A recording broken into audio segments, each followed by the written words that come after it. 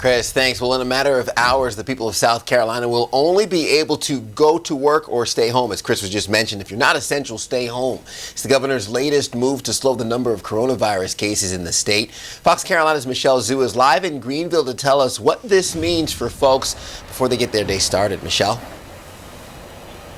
Ted, good morning. To start things off, we are live right now on the Swamp Rabbit Trail. The city of Greenville has officially closed it off.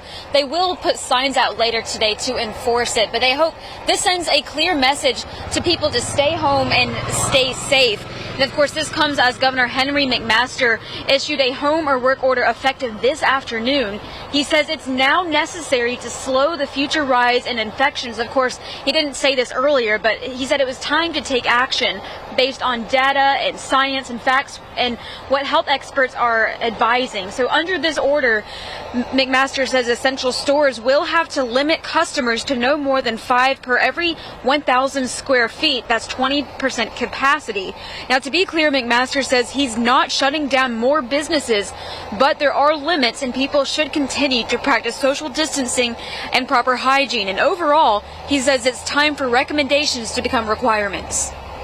Everyone under this order, everyone should stay home unless they're working, they're visiting family, or recreating outdoors, unless they're obtaining necessary goods or services, and those are the limits.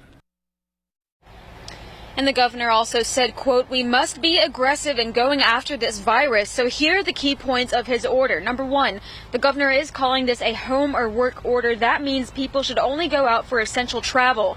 People will still be able to visit their families. They can still exercise outside and go for a walk as a family, just as long as you're staying 6 feet away from other people.